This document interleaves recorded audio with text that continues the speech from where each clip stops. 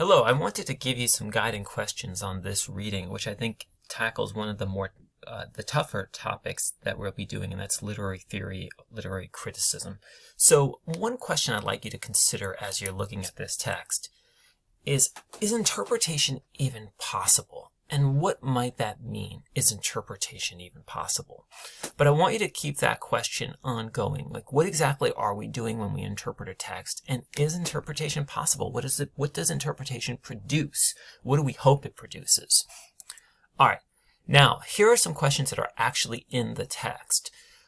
Remember, when we're dealing with criticism, we're not dealing with simply a negative evaluation. We mean a critical approach to a text. It can encompass a negative evaluation of a text, but it does not necessitate a negative evaluation. It's simply a critical approach to a text where you're using some type of methodology as you're trying to interpret a text. So what is the goal of criticism? So this is a question that the authors address in the text. Now here are two questions that are interrelated, that are really, really important to this reading and to literary theory and to interpretation in general.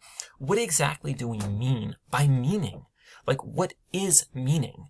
When we're dealing, is it the right reading? Is it the correct interpretation? Is it something that the author puts into the text, the way a cook adds ingredients to a stew? Or is it something we take out of the text? And how do we take it out? So that's the second question. How does a text mean? So what is meaning, if I give you an analogy, could be something like, there are different types of automobiles. There are SUVs, there are sports cars, there are sedans, right? So I'm telling you what they are. But what makes one a sedan, an SUV? What are the characteristic features of an automobile that differentiate them from each other? And I want you to think about this same approach with, how does a text mean? And what I'm trying to get you to think about is, what are the necessary ingredients for us to even think we are actually extracting meaning from a text or infusing meaning into a text? What are the steps and the frameworks for finding meaning within a text? So how does a text mean, right? What are the necessary antecedents that necessitate us saying, oh, there is meaning in this text? Not just what the meaning is, but how do we produce meaning? What are the things we draw upon? Think about things like in the back of your head, like discourses could be something, experience can be another, right? But there's a lot going on with these two questions. So what is meaning? How does a text mean? Is there one meaning? Are there multiple meanings, etc.? Now, if we stick with these questions, what is meaning? How does a text mean? Right? So how is meaning generated from a text is going to be related to two, not exclusively, to two specific questions. The role of the author. When you think author, I want you to think authority. And then the role of the reader. So I want you to think about this. Is the author like the metaphorical traveler who is ahead of us in the forest, who leaves crumbs and we follow those crumbs and then we get, as clues, and then we get to the destination we are meant to be? So is meaning dependent upon authorial intent? Or does the author get canceled out, the death of the author, and is meaning primarily in the hands of the reader?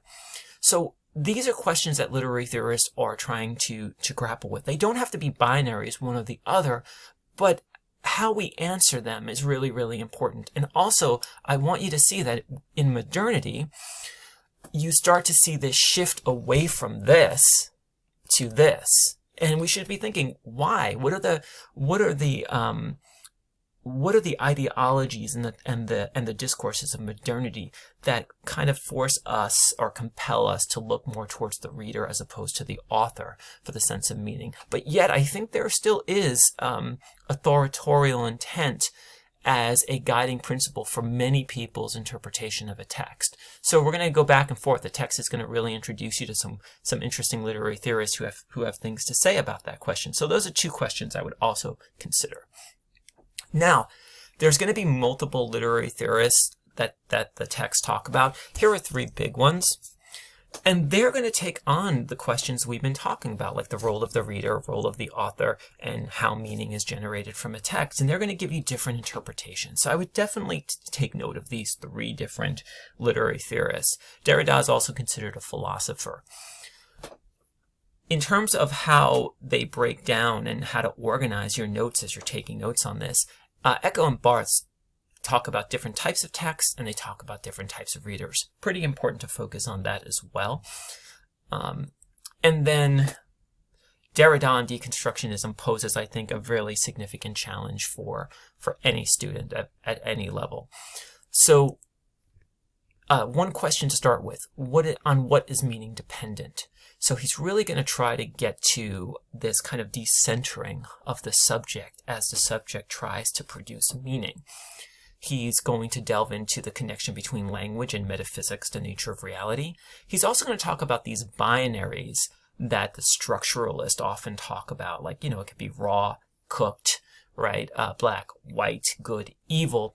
And he's going to take a different approach to this. He's going to talk a lot about presence and absence, and the privileged and the suppressed. All of these are going to be connected for Derrida to how meaning is produced. And I think there's a really good part here where the authors give you some poems and they even say how to deconstruct a poem. I think those are really helpful places for you to figure out what's going on with deconstructionism. So I would pay attention to those as well. And then finally, here are some quotes from Derrida that are not all in the text. Some of them are in the text. What does it mean that language is not constituted, made up by reference? And then here are two famous things that Derrida says that are not in this text. Words stand in for things. Words don't stand for things. Subtle difference, but what does that mean?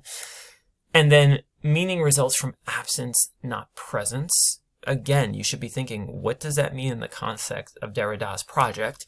And then meaning is produced in a system, not in isolation. And then this is right from your text. There is no transcendental or privileged signified, and the quote goes on. So he's really getting into this relationship between language and metaphysics. Think Plato here in the forms. Derrida seems to be challenging that. So those are some questions for you to consider, some thoughts for you to consider as you approach this rather difficult text.